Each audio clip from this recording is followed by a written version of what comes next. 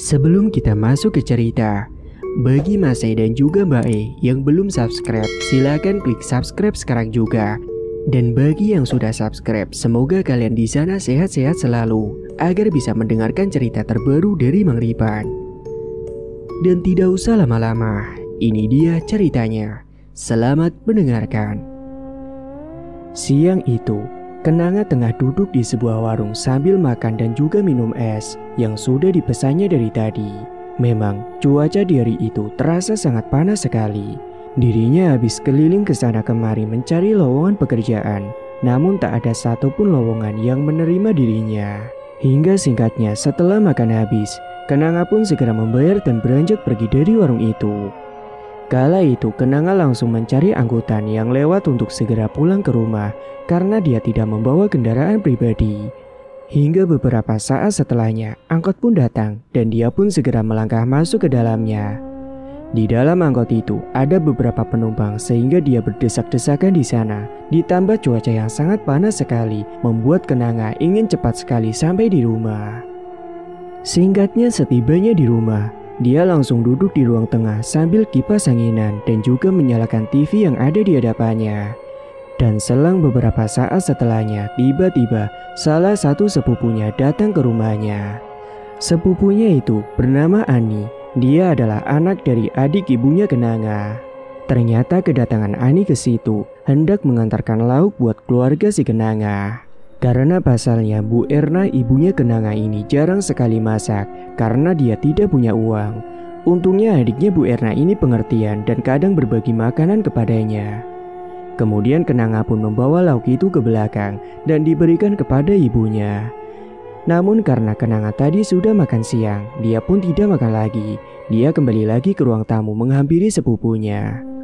Kemudian mereka pun lanjut ngobrol seperti biasa. Kemudian Ani sempat menanyakan kepada Kenanga tentang kerjaan yang baru saja dicarinya. Kenanga pun hanya menghela napas panjang. Kemudian dia menjelaskan bahwa ia telah mencari lowongan ke sana kemari dan juga menaruh lamaran di beberapa PT. Tapi sampai saat ini dirinya pun belum juga dipanggil. Ani yang mendengar keluhan dari si Kenanga hanya bisa menyuruhnya untuk bersabar dan jangan putus asa. Sementara Ani ini, dia bekerja di salah satu perbankan, namun dirinya juga belum menikah, padahal usianya sudah bisa dibilang matang sama seperti Kenanga. Di hari itu, Ani memang sedang libur bekerja, tepatnya dia tukaran hari libur dengan teman sekerjanya. Hingga setelah lumayan lama di rumahnya Kenanga, Ani pun kemudian pamit untuk pulang ke rumah, karena dia juga mau rehat mumpung masih libur kerja. Dan setelah kepergian sepupunya itu, Kenanga pun ketiduran di sofa, padahal TV-nya belum dimatikan. Kenanga ini berasal dari keluarga yang biasa saja. Dia menjadi tulang punggung keluarga. Pak Tomo dan Bu Erna tidak bisa kerja karena sudah sepuh. Ditambah Pak Tomo yang sudah sakit-sakitan dan Bu Erna lah yang selalu merawatnya di rumah. Maka dari itu, Kenanga harus mencari pekerjaan agar bisa memenuhi kebutuhan sehari-hari mereka. Karena pada waktu itu hanya dirinya lah yang harus bisa diandalkan. Singkatnya pada waktu malam hari, Kenanga dan kedua orang tuanya makan bersama sambil nonton TV di ruang tengah dengan keadaan jendela yang terbuka sedikit supaya angin dari luar masuk ke dalam. Malam itu Kenanga juga cerita kepada kedua orang tuanya soal dirinya yang belum mendapatkan pekerjaan. Untungnya kedua orang tua Kenanga tidak menuntut. Bahkan Bu Erna tetap menyemangati Kenanga dan akan selalu mendoakan yang terbaik untuknya. Begitu juga dengan Pak Tomo yang berkata demikian. Dan sesekali dia pun terbatuk-batuk. Kemudian Kenanga dengan sigap segera mengambilkan air putih hangat untuk Pak Tomo. Pak Tomo pun langsung menenggak air pemberian putrinya tersebut. Hingga sesaat setelah makan selesai, Kenanga kemudian masuk ke dalam kamar karena dia merasa capek hari ini sudah keliling ke sana kemari. Kemudian di kamarnya, Kenanga langsung merebahkan dirinya di atas kasur dan langsung membuka akun media sosialnya. Ketika dirinya sedang meng-scroll informasi updatean hari ini, tiba-tiba dia melihat ada sebuah informasi soal lowongan pekerjaan. Kenanga pun langsung membaca dengan seksama loker tersebut dan ternyata dalam informasi tersebut terpampang bahwa mereka sedang mencari seorang pekerja wanita untuk nantinya bekerja di sebuah warung angkringan untuk jaga angkringan, dengan syarat wanita itu berpenampilan menarik. Sontak saat itu Kenanga pun langsung tertarik untuk mencoba mendaftar kerja di situ. Akhirnya Kenanga pun langsung mendm akun yang sudah memajang info loker tersebut. Dan tidak menunggu lama, si owner angkringan itu langsung meminta kepada Kenanga untuk mengirimkan foto dan data diri dengan penampilan yang menarik. Lantas malam itu juga, Kenanga langsung mengganti bajunya dan dandan secantik mungkin, lalu kemudian berpose. Setelahnya foto itu pun dikirimkan kepada owner angkringan itu beserta data dirinya. Tak menunggu waktu lama, beberapa menit kemudian, ternyata lamaran Kenanga langsung diterima karena mungkin menurut si owner bahwa Kenanga ini berpenampilan menarik. Dan akhirnya Kenanga pun besok disuruh untuk langsung datang ke tempat angkringannya itu waktu sore hari. Owner pun kemudian memberikan alamat angkringannya kepada Kenanga. Kenanga pun girang malam itu. Dia tak sabar untuk menunggu besok hari karena dia akan mulai mendapatkan pekerjaan barunya, ya walaupun hanya cuma jaga angkringan. Kemudian karena sudah lelah banget, Kenanga pun memutuskan untuk segera tidur karena malam itu juga sudah mulai larut. Keesokan harinya, Kenanga sarapan bersama dengan orang tuanya, dan saat itu dia pun menceritakan kepada Pak Tomo dan juga Bu Erna soal dirinya yang sudah mendapatkan pekerjaan, dan nanti sore dia mulai berangkat bekerja. Orang tuanya yang mendengar kabar itu pun langsung ikut senang, dan mereka juga mendoakan Kenanga supaya nanti di pekerjaannya itu dia selalu diberi kemudahan. Kenanga pun hanya mengamini ucapan kedua orang tuanya itu. Singkat waktu, sore hari pun telah tiba. Kenanga kemudian segera mandi dan berdandan secantik mungkin agar penampilannya menarik ketika dipandang. Setelah dia siap, akhirnya dia pun pamitan kepada kedua orang tuanya untuk segera berangkat ke tempat angkringan dengan menggunakan motornya. Beberapa saat kemudian, akhirnya Kenanga pun sampai di tempat angkringan yang letaknya berada di taman kota. Sore itu Kenanga pun sudah langsung bekerja di situ, menyiapkan semua makanan dan juga menatanya. Hingga pada malam harinya, pembeli pun mulai berdatangan silih berganti, membuat Kenanga ini kewalahan. Tapi dia bekerja dengan senang hati, apalagi ini adalah hari pertamanya. Dia juga melayani dan menyapa pembelinya dengan senyum dan ramah. Dan di sela-sela malam itu, ketika dirinya sedang dudukan menunggu pembeli yang lain, tiba-tiba ada salah satu pembeli pria yang tampan dan modis. Dia datang terakhir saat semua sudah pada pulang, dan angkringan pun akhirnya mulai sepi. Kenanga pun kemudian melayani pria tersebut. Namun saat Kenanga mengantarkan pesanan pria itu, dia malah minta ditemani untuk ngobrol bersama. Akhirnya Kenanga pun dengan senang hati mau menemaninya mengobrol. Kebetulan karena angkringan juga masih sepi, toh tak ada salahnya untuk akrab dengan pembeli tersebut. Namun kala itu Kenanga hanya bersikap ramah dan tidak berpikiran lebih. Baginya itu hanyalah sekedar untuk menambah kenalan barunya. Saat itu mereka pun saling berkenalan satu sama lain, dan ternyata pria itu bernama Dimas. Di sela-sela mereka mengobrol, tiba-tiba saja Dimas itu meminta nomor HP-nya Kenanga. Kenanga pun dengan ramah memberikan nomor HP-nya. Dalam pikirnya kala itu bisa saja orang itu jadi pelanggan setia, jadi tak ada ruginya membagi nomor HP kepadanya. Waktu pun terus berjalan, malam pun mulai semakin larut. Akhirnya Dimas pun pamitan untuk beranjak pulang dari situ. Dan kemudian setelah kepergian si Dimas, Kenanga pun langsung menutup angkringannya tersebut. Dan ketika dirinya sudah sampai di rumah, dia merasa lelah banget hari itu karena itu adalah hari pertamanya bekerja. Dia pun segera mandi dengan air hangat, kemudian setelahnya lanjut untuk tidur. Dan keesokan harinya, Kenanga kemudian dikejutkan dengan sebuah pesan dari nomor yang tidak dikenal. Dan ternyata nomor itu adalah nomor dari Dimas, pembeli semalam yang datang ke angkringannya. Kenanga pun kemudian membalas pesannya, hingga akhirnya hari itu Kenanga dan Dimas pun chattingan semakin lancar. Bahkan Dimas bilang nanti malam dia akan datang lagi ke angkringan untuk menemui dirinya. Singkat waktu, malam pun telah tiba. Benar saja, Dimas datang kembali lebih awal ke angkringan tersebut. Demi apa? Ya demi untuk melihat Kenanga yang cantik. Dan akhirnya semenjak itulah hubungan di antara keduanya pun semakin dekat. Dan ketika malam sudah mulai larut dan angkringan mau tutup, Dimas masih ada di situ. Kemudian dirinya malah menawarkan kepada Kenanga untuk diantarkan pulang olehnya. Karena malam itu langit terlihat mendung, pertanda hujan akan segera turun. Dan bahkan kebetulan hari itu Kenanga tidak bawa motor. Akhirnya dia pun menerima ajakan dari Dimas untuk mengantarkan pulang ke rumah. Kemudian setelah membenahi lapaknya itu, Kenanga pun kemudian langsung naik ke mobilnya Dimas. Yang ternyata dia ke situ tidak menggunakan motor, ternyata Dimas ini membawa sebuah mobil. Dan tak perlu menempuh waktu yang lama, akhirnya mereka pun sampai juga di rumahnya Kenanga. Namun Dimas ini segera pamit pulang, tidak mampir terlebih dahulu. Karena memang malam juga sudah mulai larut sekali.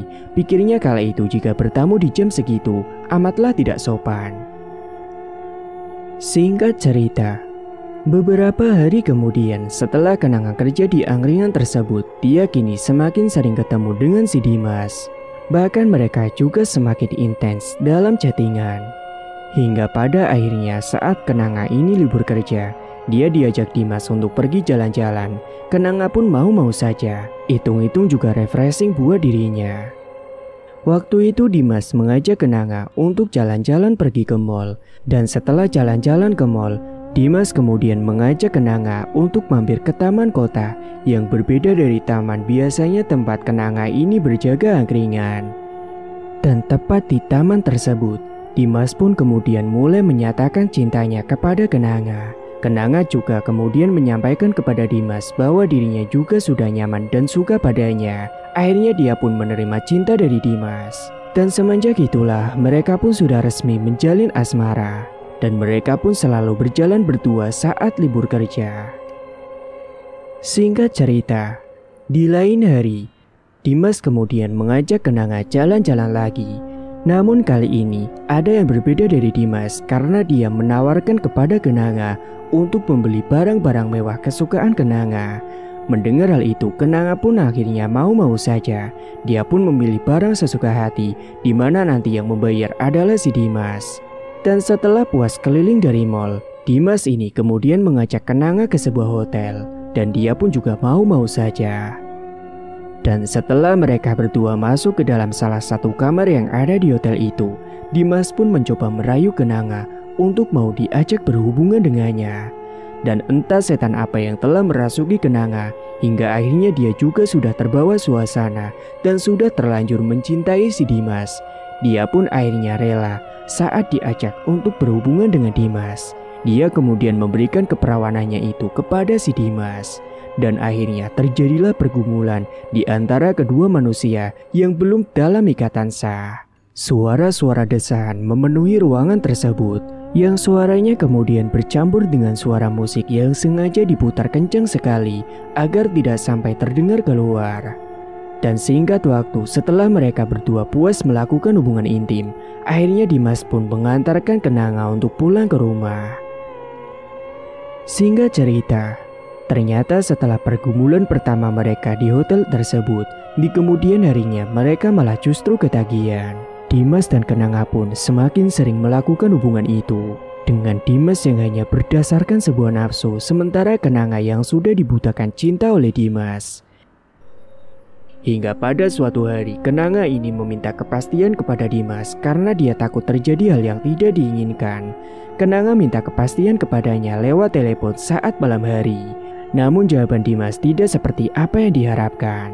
Dimas hanya menyuruh si Kenanga untuk sabar dan jangan terlalu khawatir. Dia hanya berjanji-janji saja akan menikahi dirinya. Namun sampai sekarang bahkan untuk melamar pun belum dilakukan. Akhirnya Kenanga mencoba untuk bersabar dan percaya dengan ucapan si Dimas. Dan di lain waktu, ketika sepupunya datang ke rumah, Kenanga pun kemudian curhat kepadanya dan dia juga menceritakan hubungannya dengan Dimas kepada si Ani. Soal dirinya juga yang sudah berkali-kali diajak berhubungan intim dengan Dimas.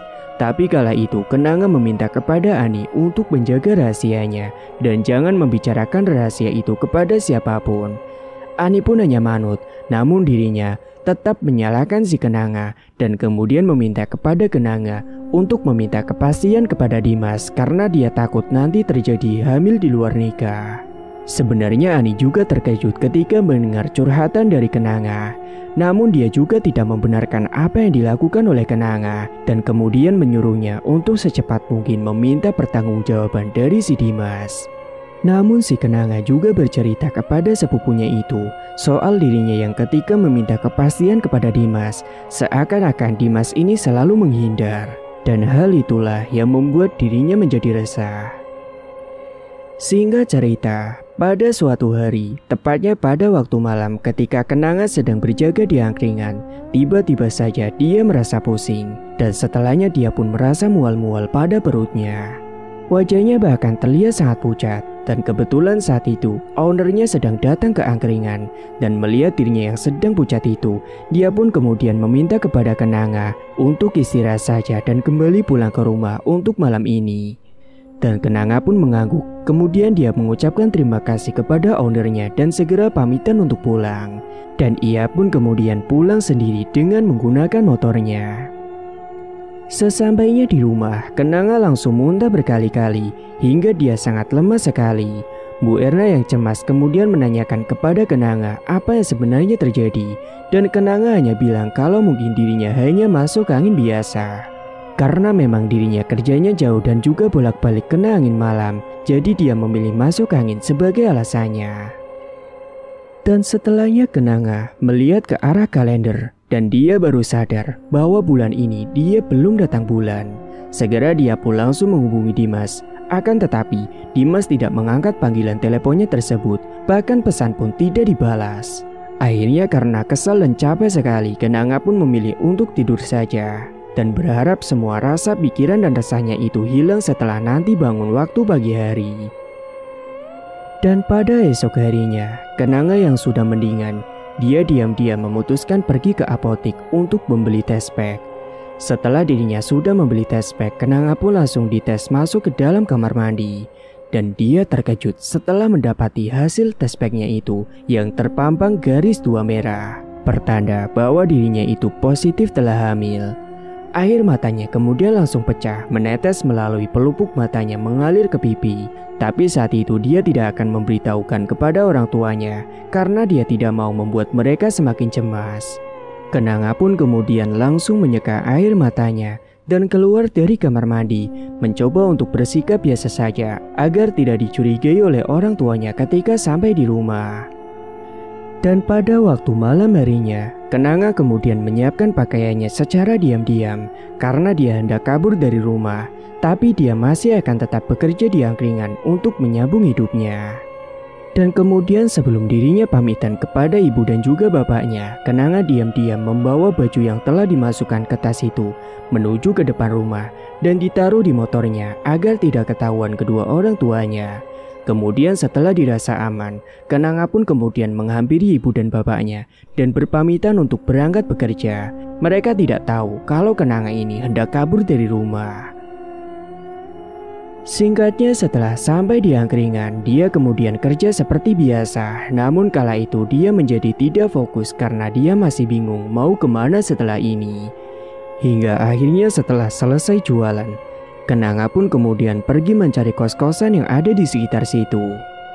Hingga beberapa saat setelahnya, dia pun akhirnya menemukan sebuah kosan. Dan dia pun langsung membayar dengan uang hasil kerjanya selama ini. Bahkan dia juga membayar uang kosan itu selama 2 bulan ke depan. Dan setelah dirinya rebahan di dalam kos tersebut, dia mencoba menghubungi si Dimas. Dia hendak meminta pertanggungjawaban darinya, namun ternyata tetap saja sama seperti kemarin. Tak ada respon dari si Dimas. Telepon tidak diangkat, bahkan pesan pun tidak dibalas sama sekali. Dan singkatnya beberapa hari setelahnya, Kenanga benar-benar menjadi stres karena dia harus mengalami kepahitan seperti itu. Bahkan dirinya sudah tidak pulang ke rumah lagi karena dia takut orang tuanya, apalagi Pak Tomo malah tambah semakin drop nantinya ketika mengetahui bahwa dirinya telah hamil di luar nikah. Dan semenjak hal itu, Kenanga baru memberitahu kepada kedua orang tuanya bahwa dia ini memutuskan untuk kos sendiri dan dia hanya mengirimkan uang ke rumah, namun tidak pulang ke rumah. Bahkan hari-hari yang dilalui Kenanga kini semakin bertambah parah karena dirinya selalu mual-mual karena efek kehamilannya tersebut. Tapi saat ditanya oleh ownernya, dia hanya beralasan hanya masuk angin biasa. Dan setiap dirinya berjaga di angkringan, Kenanga berharap kalau Dimas akan datang ke situ. Tapi setelah ditunggu sampai berminggu-minggu, tidak pernah sekalipun Dimas datang ke tempat tersebut. Bahkan kontak Kenanga kini sudah diblokir oleh Dimas. Dan hari-hari pun terus berlalu. Kemudian Kenanga pun semakin tambah stres karena dia harus mengalami semua ini sendirian. Seiring dengan berjalannya waktu, Kenanga yang masih tetap bekerja di angkringan, perutnya pun semakin membesar hingga pada akhirnya ownernya pun curiga dan langsung menanyakannya. Akhirnya Kenanga menceritakan semuanya kepada ownernya sambil curhat, serta air matanya kini pun mulai menetes tidak terbendung kembali. Dan semenjak itu, sang owner angkringan itu pun jadi semakin prihatin sekali dengan kondisi Kenanga, dan dia tidak terlalu memaksakan soal pekerjaannya Kenanga. Dia malah dengan baik hati mencarikan orang lain untuk membantu jaga angkringan tersebut. Jadi yang jaga adalah Kenanga dan juga satu orang lainnya yang akan dicarikan oleh ownernya tersebut. Dan singkat cerita, 9 bulan telah berlalu. Ketika Kenanga sedang jaga di angkringan, tiba-tiba dia merasakan sakit pada bagian perutnya. Owner angkringan yang untungnya juga lagi ada di situ langsung sigap membawa Kenanga ke rumah sakit terdekat dan menitipkan angkringannya itu ke pedagang sebelahnya. Hingga sesampainya di rumah sakit, Kenanga pun langsung melahirkan. Ownernya pun menunggu di depan ruangan dengan perasaan cemas. Hingga beberapa jam kemudian, akhirnya Kenanga pun sudah berhasil melahirkan. Namun, setelah dirinya itu melahirkan, Kenanga masih tetap tinggal di kosannya bersama dengan anaknya tersebut. Dia merawat anaknya sendirian, tapi dia yang baru pertama kali jadi ibu, dia benar-benar kebingungan karena tidak ada yang ikut bantu menjaga anaknya yang diberi nama Rehan. Hingga pada akhirnya semenjak itu, Kenanga pun menjadi tambah stres karena memang dia belum berpengalaman. Dan dalam istilahnya, Kenanga ini terkena baby blues dan dia tidak ada yang nenangin. Dan di dalam kosan tersebut, Kenanga pun teriak-teriak sendiri seperti orang gila ketika mendengar anaknya yang selalu rewel nangis terus.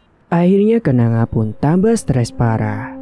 Dan ketika anaknya sudah menginjak usia 1 tahun, Kenanga pun kini sudah benar-benar gila. Kini anaknya hanya main sendiri, tidak keurusan.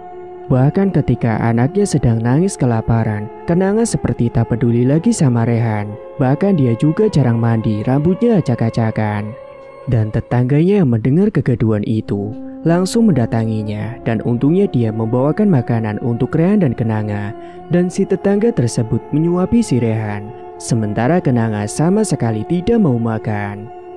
Hingga di suatu hari yang lain, tetangga tersebut melihat Rehan mainan ke jalan sendirian. Akhirnya dia pun segera menghampiri dan langsung menggendongnya.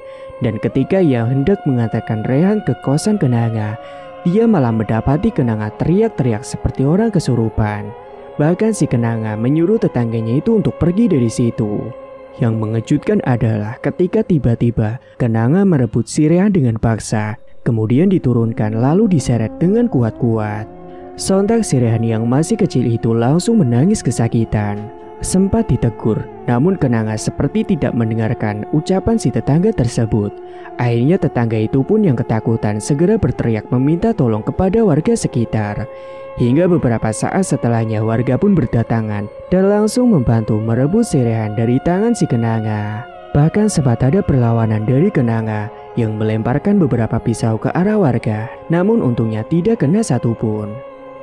Hingga akhirnya para warga pun langsung mengamankan Kenanga, dan mereka pun memutuskan untuk membawa Kenanga menuju ke rumah sakit jiwa agar tidak meresahkan warga sekitar. Dan Rehan pun akhirnya dibawa ke panti sosial.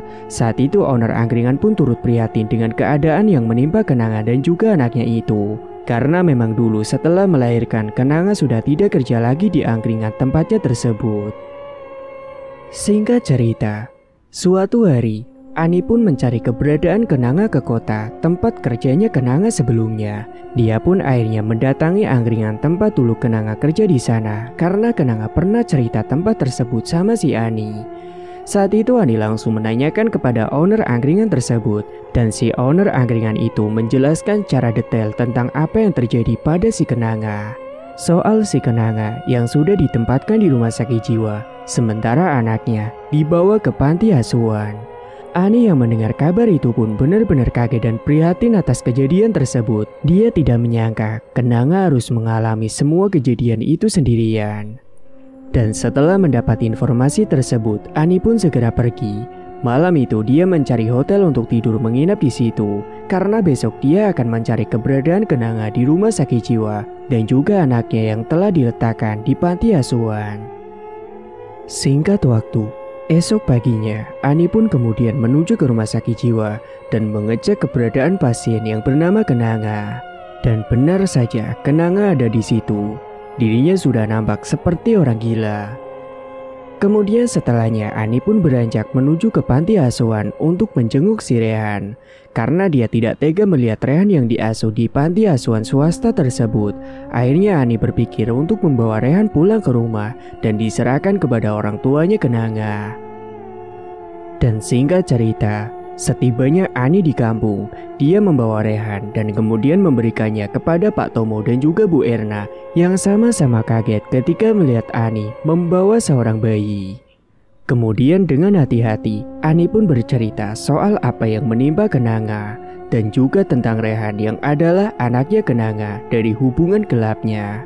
Bu Erna dan Pak Tomo yang mendengar cerita tersebut pun langsung menangis dan sedih tentang apa yang menimpa putrinya yang bahkan sampai sekarang tidak pernah pulang kembali ke rumah. Dan semenjak saat itu, Ani kemudian menawarkan diri untuk merawat si Rehan. Kadang di rumahnya, kadang juga dibawa ke rumah orang tuanya Kenanga. Karena Bu Erna tidak sanggup jika harus merawat Rehan apalagi dirinya sambil merawat Pak Tomo. Dia dengan senang hati merawat anaknya Kenanga tersebut. Namun jikalau dirinya berangkat bekerja, biasanya Rehan dititipkan sama Bu Erna. Sementara keadaan di rumah sakit jiwa, kondisi Kenanga semakin tambah memburuk. Dia selalu teriak-teriak sendiri, bahkan kadang memanggil nama Dimas seperti memakinya. Rambutnya kini acak-acakan, wajahnya tak terurus, kusam tak terawat. Bahkan kini ia sudah menjadi kurus. Di RSC tersebut, Kenanga juga selalu berkelahi dengan para pasien gila yang lainnya. Mereka saling jambak-jambakan, bahkan pukul-pukulan sambil berteriak tidak jelas. Singkat cerita, pada suatu hari, Bu Erna dan Pak Tomo menuju ke rumahnya si Ani. Dan sesampainya di sana, Bu Erna berkata bahwa mereka akan membawa Rehan pulang ke rumah dan akan merawatnya karena kini kondisi Pak Tomo sudah membaik. Ani, Bude datang ke sini mau bawa Rehan pulang, Nak. Bude sama Pak De mau rawat Rehan biar kamu gak kecapean dan kami tidak mau merepotkan kamu, ucap Bu Erna. Sebenarnya aku gak kerepotan Bude, malah aku seneng. Tapi kalau memang itu maunya Bude sama Pak De, ya aku gak apa-apa. Lagian kan Rehan juga cucunya Bude sama Pak De. Tapi tenang Bude, nanti aku akan tetap bantu masalah biaya buat Rehan. Bu Erna dan Pak Tomo pun terharu mendengar perkataan dari si Ani. Mereka juga tidak melarang Ani untuk ketemu dengan Rehan. Bu Erna mengizinkan kapan saja Ani ingin bertemu dengannya datang saja ke rumah. Dan akhirnya saat itu juga, Rehan pun mau dibawa oleh kakek dan neneknya untuk tinggal bersama. Dan mereka pun merawat Rehan dengan penuh kasih sayang. Singkat cerita, di lain hari, Bu Erna dan Pak Tomo meminta kepada Ani untuk diantarkan ke rumah sakit jiwa tempat Kenanga dirawat. Rehan pun diajak sekalian saat itu. Dan sesampainya di sana, mereka berdua langsung menangis ketika melihat keadaan anaknya yang benar-benar sudah terlihat seperti orang gila.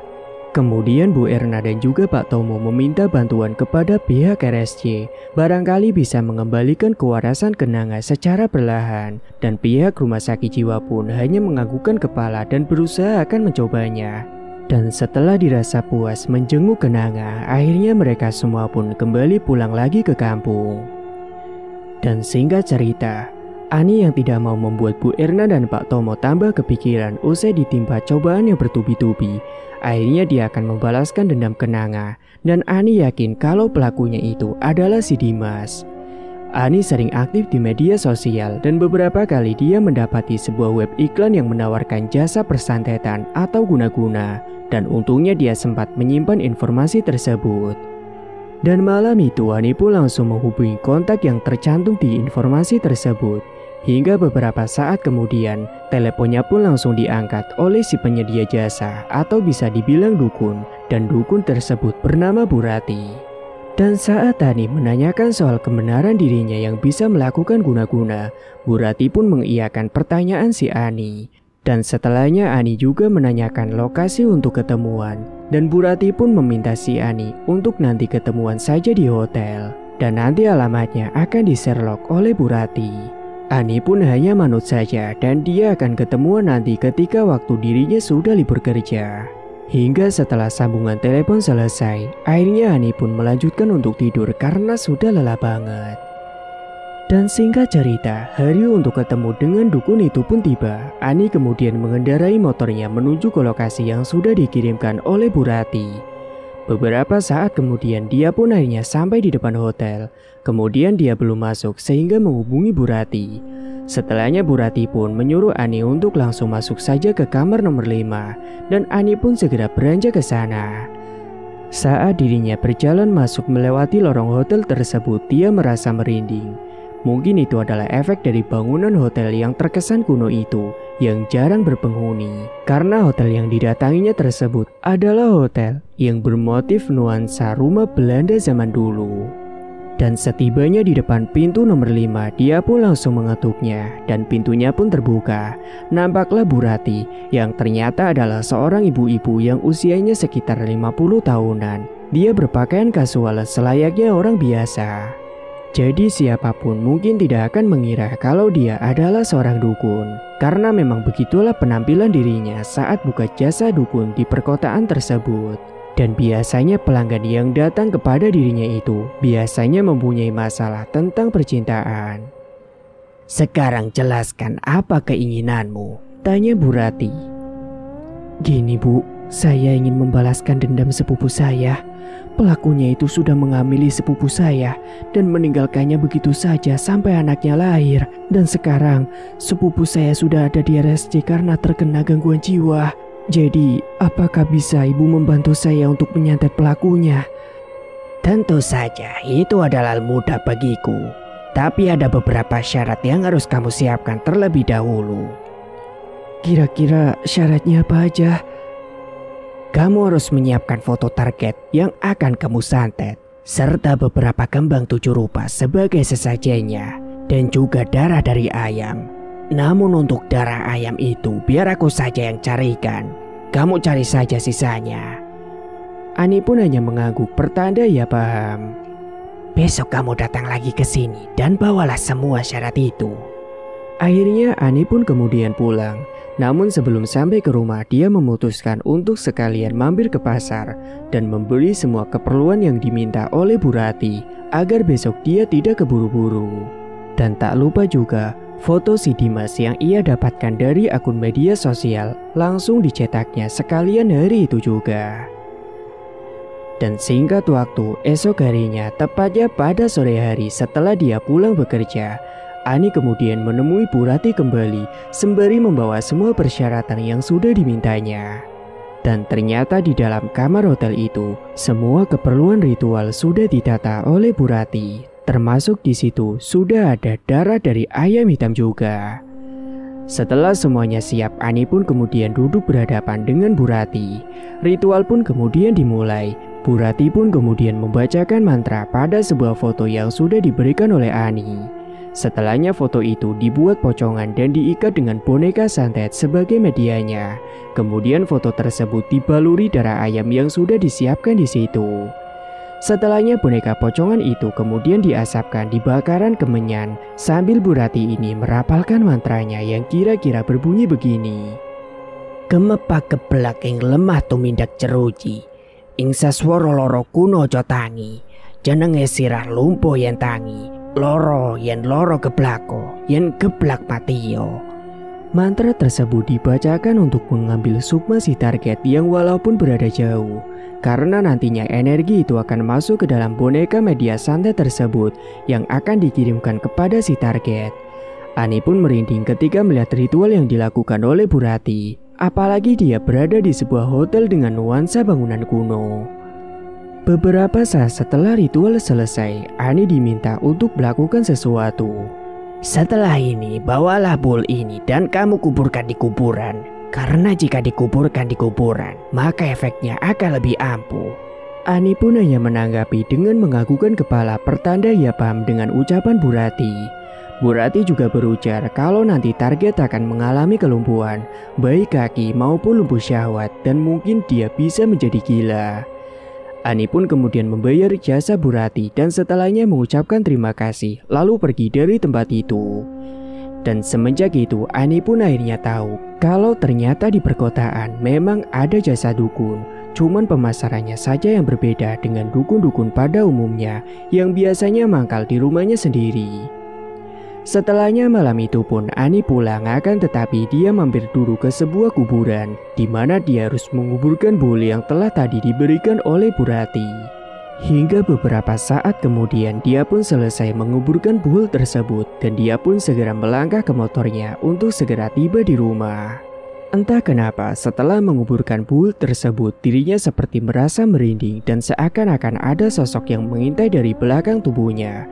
Namun dia mencoba menghiraukan hal itu. Dia fokus untuk segera cepat sampai di rumah dan kemudian lanjut tidur karena sudah lelah sekali.